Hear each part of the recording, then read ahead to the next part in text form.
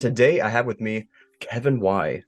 Well, most of you know him as the person who made Stockroach, but he also has a new series called. The Book of Oshpa Gaup. Well, thank you so much for joining us today.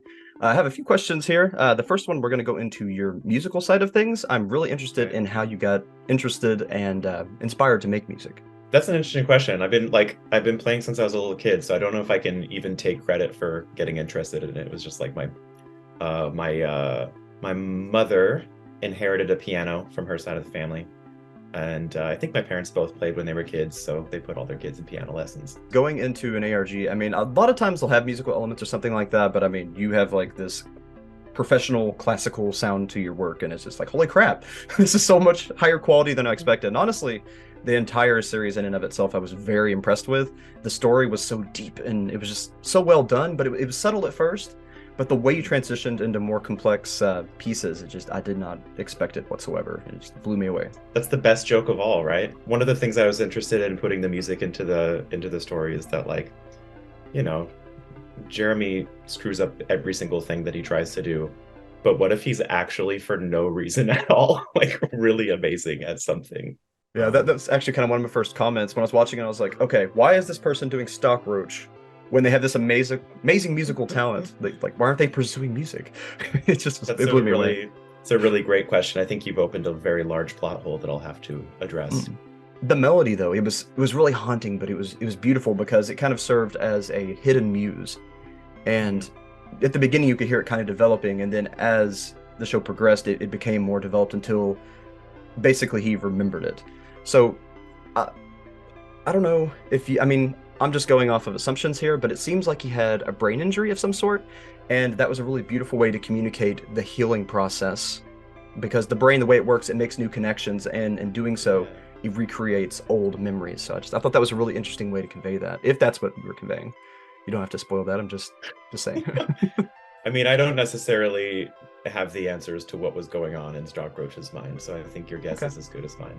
Did you have that song in mind first before you made Stockroach? Was that something that you kind of developed along the way? What was the inspiration behind that song exactly? Once I had a kind of idea of what the kind of final overarching character's journey was going to be and how the music was going to fit into it, um, I just had to write something that I felt like was appropriate for this guy. Um, and I don't do a lot of like instrumental music composition, Okay. um, which I think kind of served me because in this case, because I didn't have a fully developed like compositional voice of my own that was really going to come through. So I was able to just kind of pastiche who I thought this character was. It was the first time I've ever like written music in character, which was really fun. But I basically just thought, like, who are the musicians that this kid like loves and listens to and admires more than anybody else?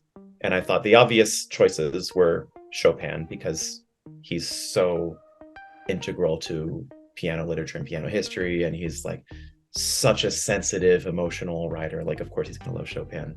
And the other one was Joe Hisaishi, who does the scores for most of the Studio Ghibli movies, which Stockroach would have a connection with for obvious reasons. Um, so I think the melody is basically it's a melody that I feel like could have fit into like Spirited Away or Kiki's Delivery Service or something. But then the way that it develops is kind of based on what, someone who's played Chopin a lot might do with the melody. It's kind of funny because the music isn't written to like represent who he is. It's not supposed to be this like external commentary on who the character is, but it really came from like getting inside of his psychology. What is he listening to, and what is he responding to, and what would he think the most beautiful things in the world are?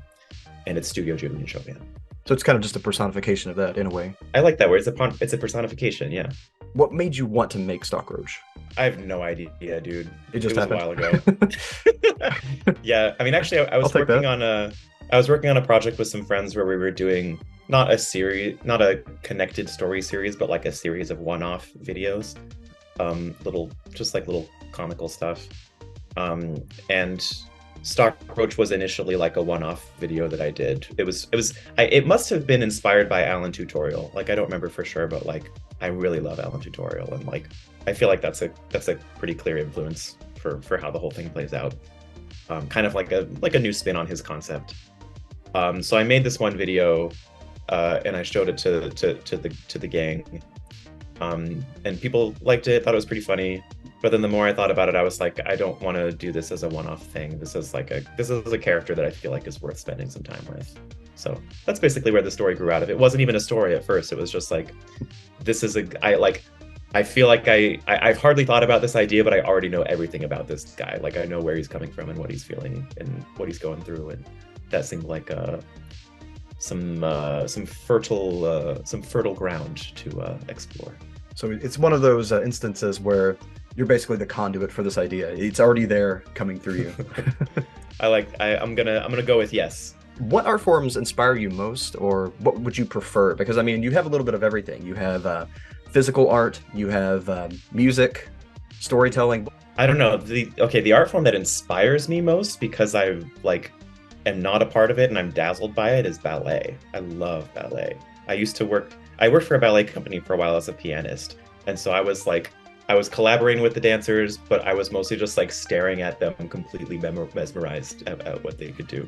So I love to kind of just I love the idea that in ballet you can tell a story totally wordlessly, and if you want to be somebody who makes video art or who writes scripts, I think spending a lot of time getting to know completely different storytelling modes can be really valuable. I don't think there's so I don't know how much ballet influence there is in the Stockroach, but just like the idea that music can serve a certain purpose and that you can kind of tell a story without words, or you can tell a story where the words that the character is saying are not actually the story. There's something else happening. I feel like a lot of that comes from looking at these other art forms. I love plays. I love, Shakespeare and contemporary stuff. In the theater, you have a very limited window into the story, right? Like in a movie, you can cut to any location at any time. Like it's easy, like any information that you want to be in the story, there's a way to do it. In a theater, the actors have to present it in real time. You can't show the huge battle scene that happened or whatever like that. You have to suggest it through their conversation and the way that they interact with each other. All you have is the real people in front of you. And I love the idea that you can tell a story that's this big by using a stage that's only this big, right? Mm-hmm. Like the way these people interact suggests a world that's so much bigger than what you're looking at. So that's something I'm always thinking about, and something that I think I try to put into all of my work. So going to another one of your projects, the Book of Gaup. I said it right this time, right? Gaup. Yeah. I mean, I don't know why I'm struggling so hard. It doesn't matter. Well, I think the reason you're struggling is because it's made up and makes no sense. Yeah. Makes no sense yet. Yeah. If you stick around to the end, it'll make the pronunciation is actually, it's the key to everything. The Book of Gaup was really, really interesting to me. When I first watched it, it's really rare when this happens, but when I first watched it, I was immediately inspired. I went to my computer, I wrote about 5 scripts in one day for High Five Friends and some other things, and it made my mind blow up. And the reason it did that is because it tapped into that part of your brain that you usually don't access, the part of your brain that knows that the universe is bigger than science knows yet. And the fact that you're able to tap into that, it actually did a few things for me. It inspired me, but it also reminded me of some of my favorite books growing up, and that type of storytelling. And it really reflects on your genius for storytelling. Like I was able to see you in that moment and the depths of what you can do, and that just really got me excited for whatever you have coming out next. That's so cool. I love what you said about. Did you say something like the universe is bigger than science can understand? Like, that's an idea that I'm always coming back to. Is like we're so limited by our own perception, and like we can see and hear and understand a whole lot of things, but like if you think about it, everybody knows that like what we're seeing is only one small sliver of what it is possible to experience theoretically. Mm-hmm. So like I don't know, just like I was saying with theater, I love the idea that the story is bigger than the stage that it's on. And like with Stockroach, I was trying to create the feeling of like there's this high school and there's this town and there's this family and there are all these other people. Like there's this big world, even though you're only getting one little sliver of it. Gaup is a little bit the same, and I think hopefully it's going to be more. It's going to include more of that feeling as the story goes on. I'm really appreciative that you're like picking up on that feeling this early on. That's really cool. when a piece of art is good, I connect to it, and then I start somehow connecting to the artist themselves, and I have a feeling this is going to be something incredible. So most of the videos in Gaup took me like 3 or so weeks to make. But I wanted to do something special for kind of the season 1 finale. And I was like, all right, I'm going to take a few weeks off to finish this big video. But I've actually been working on it for 8 months now, I think. So Quite a few weeks. yeah, that's a lot of weeks. I don't know, what is that, like 41 weeks or something? Yeah, roughly. But anyway, so once I finish that, I think I'm going to have to like scale back the approach a lot and keep the videos simple and get the story across. But hopefully I'll have the wherewithal to finish it, because there's something pretty cool that it's all leading towards. What books inspired you growing up? What is your favorite book now? And does literature still play a large part in the development of stories for you? I don't read fiction very much anymore.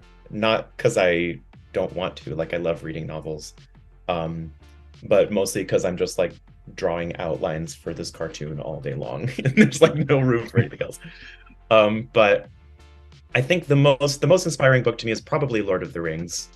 And I think even though that book is like one of the most popular books ever written, I think it's kind of underappreciated. Like, people don't, it doesn't get taken seriously amongst like literary people in academia, and I think it really should. But again, that book has this quality of like the story is so much larger than the artifact that you're looking at. And like, I think the beautiful thing about Tolkien is that he would I think he would deliberately leave some blanks in his own writing. Like, Lord of the Rings is full of references to like historical events that happened within that world that are never fully explicated. So you have this sense that something huge happened. And then later on, when he was developing his stories more and more, and you have to read all the unfinished work to get to get all this information. But it's like his way of developing the world sometimes was not that he had a plan to begin with, but he would look at the clues that he left himself, and he would be like, well, in order to reconcile this piece of information with this piece of information, the history must have been this. So it was like he was kind of in this constant state of discovery rather than deliberate creation with his own work. I think that's so inspiring. Like, that's the state that I would like to live my entire life in, if I can. It makes me think of, you're basically the Azathoth in your own dream reality. It kind of ties back into the dreamlike state in your works, and it reflects in that way. It's just interesting you bring that up. Sorry, who's Azathoth? I feel like I should know this. It is it's an H.P. Lovecraft deity. It is dreaming our reality, but he has an avatar that is an old man that travels within the world he is dreaming to experience it himself. I've actually never read H.P. Lovecraft. I want to. Yeah, I read his Wikipedia article once, and it was banging. What if everything we think is creating another world line? And if so, we are the Azathoth within ourselves, because we're technically thinking reality into existence. Yeah, I have nothing to say about that except hell yeah. And then also I mentioned that I love theater, and there's a lot of dramatic literature that I love. Like, you can go all the way back to Oedipus to get this sense of like stories that are larger than what you're seeing on stage. Like in Oedipus, I don't remember exactly, but I think the whole story takes place within one day. I think it was the 3 unities or whatever of Greek theater. But the story, like the action of the play takes place in one day, but the characters reference like an entire lifetime worth of history. So it's like, how much of the universe can you channel through this tiny little slice of it that you're looking at? That's inspiring. Annie Baker is a playwright that I really love. I feel like she's like a big deal among people who are like really into the art form, but is not like a household name beyond that. I hope she is someday soon. What else? I loved Redwall when I was a kid. I don't know how I can like smartly tie them into this conversation, except to say that those books freaking ruled. I'm really curious what made you decide to go the animation route this time. What really drew you to that? That's a good question, and I'm gonna say it was a very bad decision on my part, because I've been doing this for 8 months and have nothing to show for it. You just wanted to. I just wanted to. Yeah, I've loved animation for my whole life. I think it's so cool. Like I watch probably more cartoons than like live action movies or TV, but I was never particularly good at visual art. Like, it's it does not come naturally to me. I wasn't someone who was like constantly doodling in the margins of my notebook when I was a kid or anything like that. So for a long time I was like I love this art form, but it's not, it's not my art form. I'm not gonna try to dive into it. And then I don't know how or why I started doing it with Stockroach, but because I was like forced to learn a little bit of art and animation for Stockroach, I was like, well, maybe I actually can do this. So it's really, I guess, curiosity is the reason I went this route. I'm lucky enough to have the space in my life to spend time on cool projects like this. So why not do the slowest, most tedious, most difficult, most annoying art form anyone's ever created? So, I mean, really, you seem to live in this world of art and creativity, but it makes me wonder if there's any art form that you don't thrive in, because it seems like you kind of thrive in them all. I don't know. I mean, there's a lot of stuff I don't know how to do. I just can't think of what it is. Because if Like, I guess the answer is not so much. There isn't one you know of that you're bad at. It's that you haven't learned all of them yet. yeah, it's like why would I settle for being bad at something when I can just try it and figure it out? I don't know. What are some art forms? Give me a couple. Give me some to choose from. Probably bad at photography. I'm bad at poetry too. Poetry, yeah. I love poetry, but I think I have a tendency to be sappy, and an art form that allows me to be sappy is just that's my kryptonite. I feel like, okay, Stockroach, for example, came out cool because the whole thing is like this absurd comedy, so I didn't have a lot of room to get sappy, and the moments of emotionalism are a little more spare and a little more meaningful because of it. But yeah, somewhere on the internet are some very embarrassing poems that you may or may not be able to find. And taking a note. Probably not. When do you think we'll be returning to Stockroach? And when we do, what can we expect? Now, that can be atmospherically, story-wise, if whatever you can tell without spoiling too much. You said when, but the question is if. So I don't have any plans to return to Stockroach, unfortunately. Really? Yeah, I mean, I love that guy. I love that story. But I feel like the whole thing is he created this whole world because he didn't know how to have friends and talk honestly with people. And the very end of it is that he's being open with this girl Ashley, and like they probably have a real friendship. So I don't really know where else to go with the story. There might be a way back into it someday, but I have no plans in particular. One thing I'm kind of interested in, I don't think that I'm going to be able to do this, but I've been thinking about it. It's like, I would love to take the whole idea and adapt it into one piece. So rather than a bunch of videos and offshoots and stuff like that, if I could turn it into like, I don't know, a single 30-minute short film that I could like send to festivals and stuff, I'd love to do that. But every time I try to start thinking about that, I'm like, I don't think I can tell this story without all of the extra fluff, all of the rabbit hole. There's not a lot of rabbit holes, but like the social media profiles and stuff like that. So I'm not planning a return to Stockroach, but I do have a couple of other ideas that are in a similar vein that might scratch the itch for any of those lonely money grubs out there. Would that be another story in the Stockroach world, as in it's going to be on the same channel, or are you talking about a whole clean slate project that's similar? Yeah, something totally new and different, but that hits a similar tone and is maybe told using a similar set of tools. What if it's Ashley's story? Ooh, well, I'd probably have to hire an actor to play Ashley. I don't think I can do a convincing Ashley voice. It'd be interesting to hear the other side of that. I feel like actually, not even a sequel, but a parallel. That's a really cool idea. I think it would have to be a different medium. Like Stockroach makes the screen recordings. I feel like Ashley's thing would be like all poetry and like a blog, her journal, her private thoughts as she's going through all this stuff. Maybe you should write it. I should write. If you don't mind, can I kind of ask you what your expectations for this series were like after the first few videos? Because it seemed like you liked it enough that you were sticking around to finish the whole series. But like at the beginning, it seems like you weren't expecting it to be the kind of story it turned out to be, right? Here is the mindset I went into it with. The problem that I have with most stories is they label them too much. They said this is an ARG that you might like. So I'm like, oh, ARG, therefore very little story on the front end, everything hidden behind codes and rabbit holes and things like that. So I went into it thinking it's going to be this funny stock related show, but it doesn't really get it, and it's more of a comedy thing. But there's going to be a code pop up on screen, and from that code, I'll get the real story. So when you actually mixed it in, Uh-huh. I was very impressed because they usually don't do that, and if they do, they don't do it well. So you are a prime example of the type of ARG I'm actually looking for. Really? I'm more of a lore analyst, and I like web series with a lot of heart, a lot of story, and complexity. And you brought all of these things, so I was very impressed in that. Because ARGs, usually the complexity's on the back end, and you get a mediocre story at most, which it's very controversial, and that's why I haven't really said that. But it's you can't deny it. I mean, they could say it's a medium, that it's just the way that particular art style is performed, but it's sometimes it's a cop out, and you can tell. Yeah, I mean every medium kind of develops its tropes, right? And you have to play within them, but you have to push against them a little bit too. That's really interesting for me to hear, because like I had never heard of ARGs when I first started making this. Like I didn't know that term. That wasn't my intention.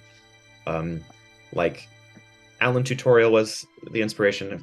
There's like one or two other things I was aware of. I can't remember what they were. Oh, Miranda Sings. Do you remember Miranda Sings? She was like a big YouTube thing, like maybe 10 years ago. I don't know. The name sounds familiar, but I can't put a face to it.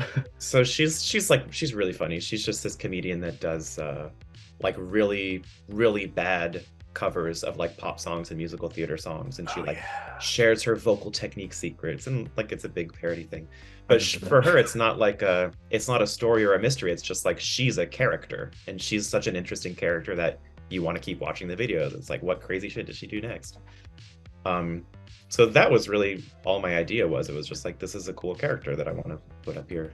The ARG stuff, like Stockroach creating his own ARG, that was also because I had discovered the idea of ARGs and what they are. And I don't know if Staccario technically counts as an ARG, but it's funny because I did expect complexity to it, but hearing from you now, I realize there's so many more layers to it, and just it makes me all the more interested in your work. So just again, thank you for taking up the time today. Hey, thanks so much for watching. Now I'd like to take this opportunity to thank my patrons and channel members. Thanks to you, I'm able to do what I love.